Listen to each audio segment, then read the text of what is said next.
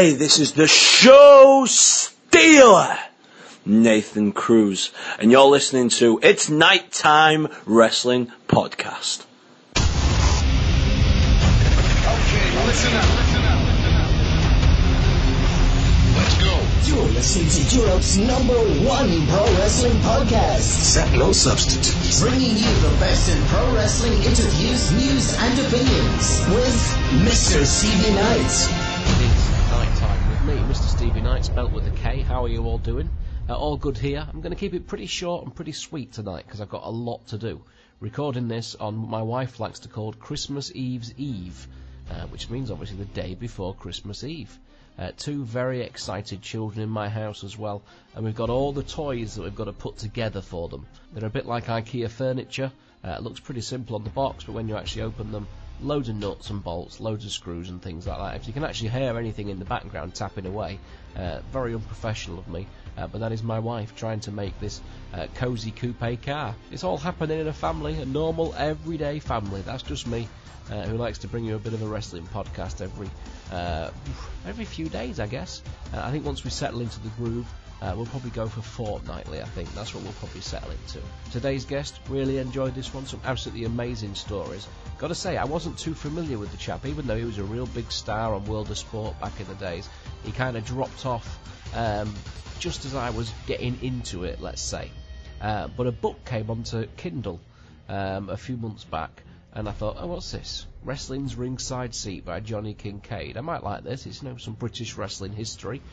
So I purchased it, and I've got to say, it is literally one of the top 2 or 3 best wrestling books I have ever read. So you really, really must go and buy that wrestling book. It's available on Kindle, also available on paperback as well.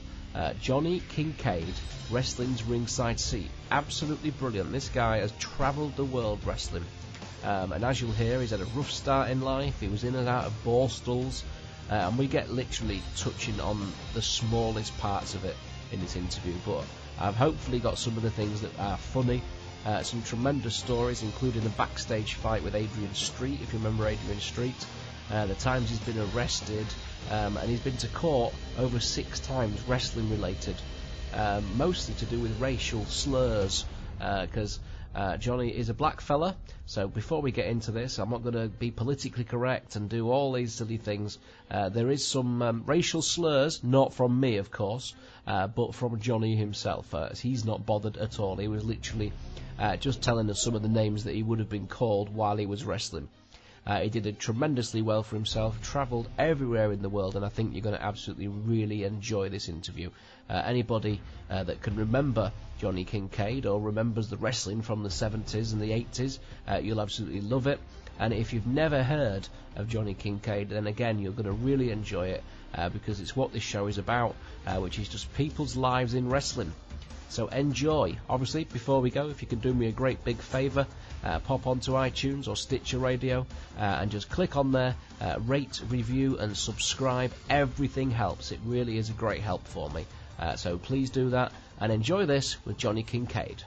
I wasn't overly familiar with this man. I'd seen him lots of times on TV and things on the old World of Sport, but until I read his book, I didn't really appreciate what an amazing life this man has had. Welcome, Johnny Kincaid. Cheers, mate. Thanks a lot. Hey, was that a great intro? Oh, that was a beautiful intro, that. Yeah. And we even met up, didn't we? You even came out to Cyprus and we met up and had a few drinks. Oh, we did indeed. Yes, and yes.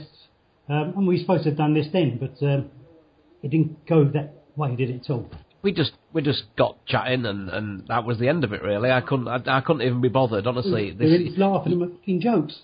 Exactly. Too many jokes, too much laughter. I couldn't be bothered to. But I said then I must get some of this recorded and put down at some point. Right. So, John, you've had a fascinating life. Like I say, I've read your book and it just is absolutely amazing. So let's start from the beginning. I've not read the first bit to recap myself, but I do remember that you went into care. Can you tell us how all that came about? Yeah, but before I start telling you about that, when I was writing the book and I just finished it, I gave it to the wife and I said, read it through and see what you think about it. And she said, this is supposed to be a biography. I went, yeah. She went, it's not a biography at all. It's a fucking sex book. Yes, it is. Yeah, there's plenty of mention of your women in there. Yeah, I was one of 7 kids. And when I was 11, I got into a bit of trouble and I was put away into a home. And whilst I was in a home for 6 months, my mother and father separated. And all my brothers and sisters were put into various homes. When I came out of this home, I went straight into another home, which was residential school. I spent 2.5 years there. Then I was put into another home, which I spent like 4 years. But all my brothers and sisters joined me in this place. It was 24 houses down an avenue in Banstead, in Surrey, called Beach Home. And there I stayed until I was 15 and a half. Then I left, went into a youth hostel. After the youth hostel, I got into trouble when I was in a youth hostel. I went out on a friend's motorbike and didn't have a licence. And I got caught and I was banged up again for a little while. So tell us about that then. So obviously this will be what, 1960s? Yeah, that was the early 60s. So what were these places like in the 60s? They was very hard and rough. Everybody had to be called Sir or Mr. Simmons, which my housemaster. You had a house master and you had his wife. And there was like, in the house itself, there would be about 14 kids that they actually looked after. You all had your jobs, you had to make your beds. It's like being in the army. You have to get up early in the morning, make your bed, fold them up, go down, make sure your shoes are polished and everything ready for school. You know, it was very regimental. Now, for those that don't know, you are a black man. Yeah. Did you ever suffer any racial prejudice or abuse in the 60s when you were going into these places? No, there was a few other black people there. Didn't get much of that. You obviously got a little bit, but not much. Right, that's good. That's good. I know from talking to you when we were away, you're not adverse to making jokes and talking about your race, so no one's going to get offended by this. So you've got to be so politically correct these days, haven't you? You know, it's. I mean, my name was Coco. That's my nickname. Everybody knew me as Coco. So obviously you go into these places, and what did you start doing to get out of these places? Did you go start working? Did you start when you got out of the regimented, you know, way of life in these places? Yeah, we normally, if you haven't got a home to go back to, like your house where your mother and father are, you go into a youth hostel, which I got chucked into a youth hostel, and then you have to work, pay your way in a youth hostel. And that was fun. You go out and enjoy life as a youngster. And I know you got involved with boxing as well. Yeah. How did that come about? Yeah, I was 11 years old when I started boxing. Just before I was put away, I went and I won the Wandsworth Championship when I was 11 years old. And I carried on the boxing right up until I was 19. When I went into the quarterfinals, the ABA Championships, and got stopped by a guy who should never have stopped me. I was saying that because the year previous, I beat him on points. And the year before that, I knocked him out. The one who hurt me the most was my trainer, because in the first round, this guy knocked me out. When I got up, walked back to my corner, my trainer slapped me. Have you ever been slapped? It fucking stings. It hurts. I'd rather be punched full-fledged in the face than a slap. Then I said, boxing is finished for me.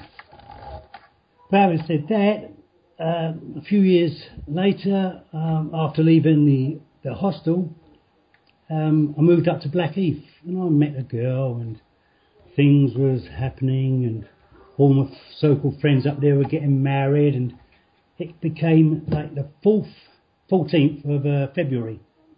Valentine's Day, and she asked me to marry her. I was 19, for Christ's sake.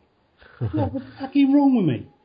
I said yes. It lasted 6 months, but it was quite enjoyable for that 6 months. But things happened, and she wanted me to stay at home, read books and watch TV, and I couldn't do things like that at 19. No. So I joined the fairground. This is the fact. I enjoyed reading the stories about this. I mean, I can imagine that this would have been late early 70s. No. This is still in the 60s. And what were some of the things you did on the fairground? I know you got involved with boxing and all sorts, and this is where wrestling comes in and everything. But what was the actual jobs you did on the fairground? Oh, I worked on the buckets. I worked on the skid. I worked on the Ozark. Norzark. We called it the Ozark because there was all girls hanging around on them, and they was free there for the taking. So what was it? Was this a travelling job? You Yeah. just travelled about with the fairground and lived in caravans and... Yeah, and most of them, I'd say a caravan, it was the truck wagon that you put most of the gear in. It had a double bed in there, a bunk bed in there, and two of us used to travel with it. That was how we started. And my governor nicknamed me Clay, because it was when Cassius Clay, Muhammad Ali as he was known later, came into the fore, you know. And because I was the same colouring, I had the same hairstyle and everything, he nicknamed me Clay. So all the gaff boys and the travellers used to call me Clay.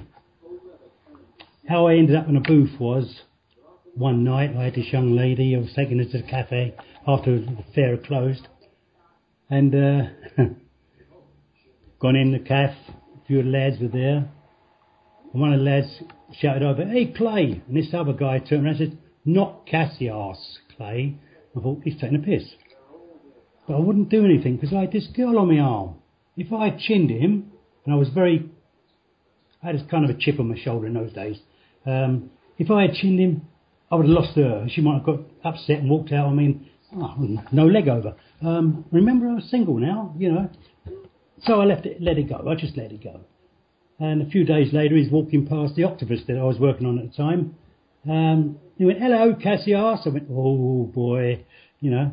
And a fella came up to me, one of the other gaff boys, and said, "Do you know he works on the booth?" I went, "What booth?" He goes, "The boxing booth up there." I said, "Does he? What's he do?" He said, "He's a boxer." I went, "Is he?" So later on, in the evening, I said to my governor, "Baz, can I take half hour off?" He says, "Yeah, go on, Clay, piss off, like, no."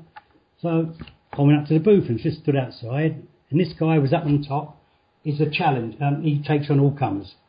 Uh-huh. So I just stood there, and someone went up to fight him. I saw the traveller, the guy who owned the booth, Harry Woods, and said, "Harry, all right if I go in?" He goes, "Yeah, sure." And I watched this guy box. And in the heart of hearts, I knew that I could take him. Right? I just knew that I could take him. That was enough for me. I didn't have to do anything. So I've gone.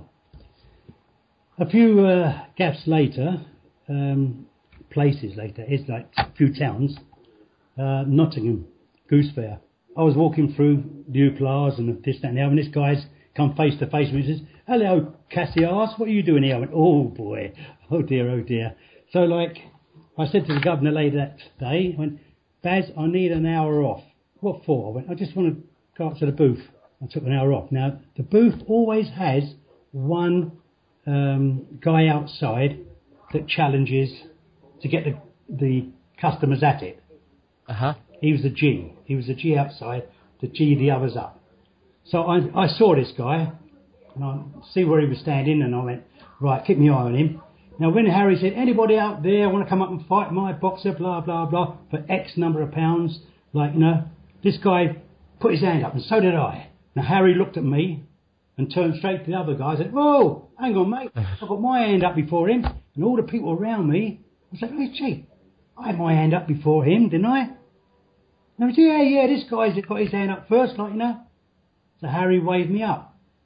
He said, "What's your game, Clay?" I said, "I want a box." He said, "Who?" I said, "Him." And he was on the speedboard at the time, going, blah, blah, blah, blah, blah, blah, blah, but speedballs don't punch back, do they? He had a green line bus around the back of the booth that they got changed in. Now, I had no gear. I didn't have boxing boots, shorts or nothing. All I had to do was take off my boots and socks. And this guy came around and said, "What's your game, Clay?" I said, "I want a box." He said, "I'm going to knock you out." I said, "Good. I've never been knocked out."